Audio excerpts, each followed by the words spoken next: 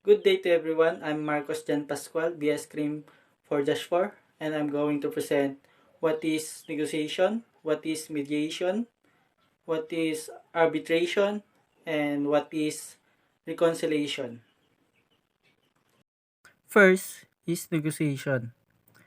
It is a process where two parties in conflict or disagreement try to reach a resolution together.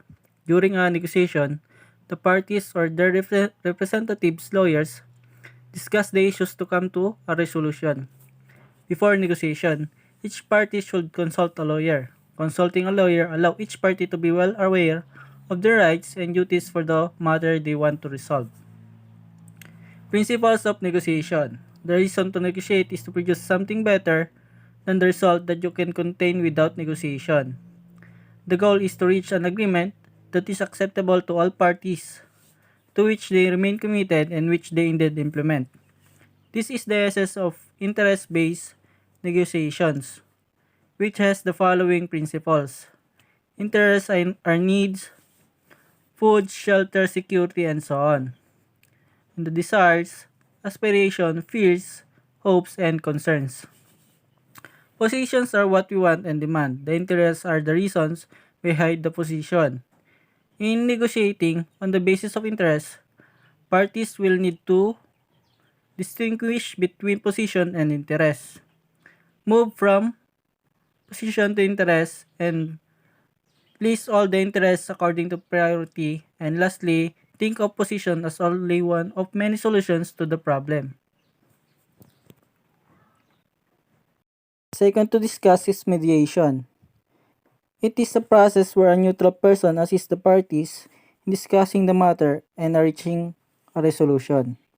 A neutral person is a person who does not support either party in the conflict. This person is called the mediator, and they help the parties communicate.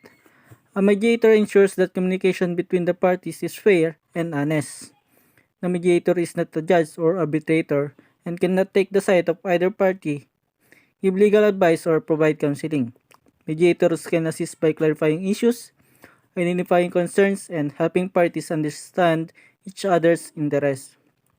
The mediator can assist the parties in reaching an agreement between them but will not force the parties into a solution during mediation. Mediation takes place in private and the decisions made are private. Mediation can make place in person where parties meet face to face for discussion, or the parties may be placed at separate locations where the mediator communicates information between parties. After mediation, parties can sign a memorandum of agreement. Is a cooperative agreement written between the parties to obey the agreed terms and conditions.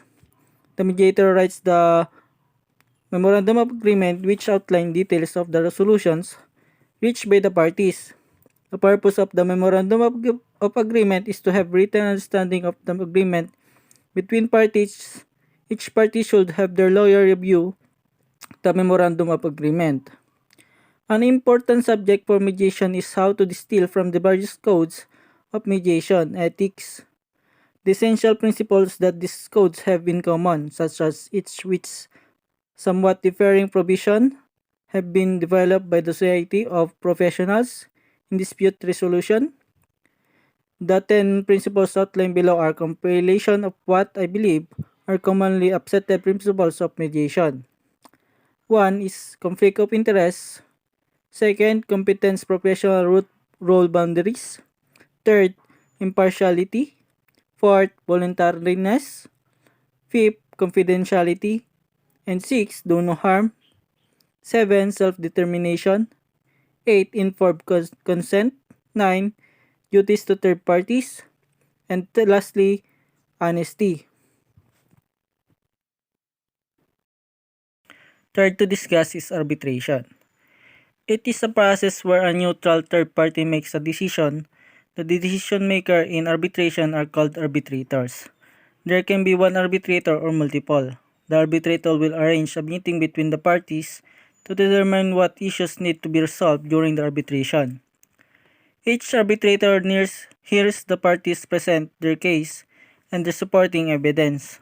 The arbitrators may also request each party to provide their case and the supporting evidence in writing.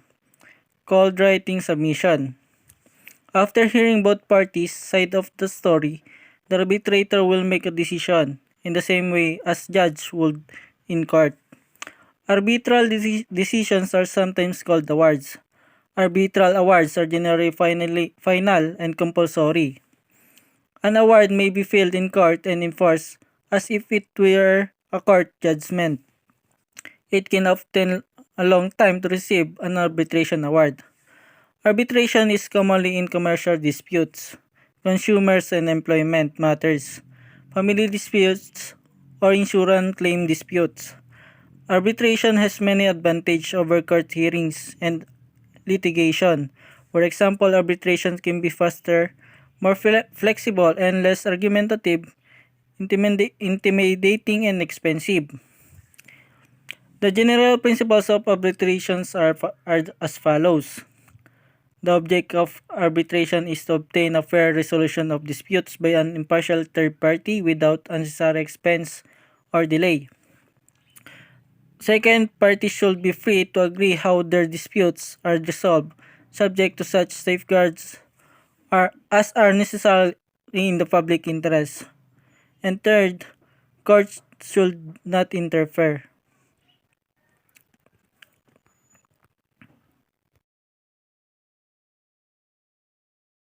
And last to discuss is reconciliation. It is a method of facilitating frank engagement between minority communities, police and other authorities that allow them to address historical tensions, grievances, and misconceptions, and reset relationships, respect collaboration, and effective working relationships between the police and the communities. They serve are central to both community safety and effective policing. However, in many communities where serious crime is concentrated, mutual mistrust and misunderstanding prevent police and communities from working together. Principles of Reconciliation 1. The United Nations Declaration on the Right of Indigenous People is the framework for reconciliation at all levels and across all sectors of Canadian society. Second, First Nations, Inuit, and Metis peoples as the original peoples of this country and as self-determining peoples have treaty, constitution, and human rights that must be recognized. Third, reconciliation is a process of healing of relationships that requires public truth, sharing apology, and commemoration that acknowledge and redress past harms. Fourth, reconciliation requires constructive action on addressing the ongoing legacies of colonialism that have destructive impacts on Aboriginal peoples' education, cultures, and languages, health, child welfare, and the administration of justice and economic opportunities and prosperity. Fifth, reconciliation must create a more equitable and inclusive society by closing the gaps in social health and economic outcomes that exist between Aboriginal and non-Aboriginal Canadians. 6. The perspective and understanding of Aboriginal elder and traditional knowledge keepers of the ethics, concepts, and practices of reconciliation are vital to long-term reconciliation. 7.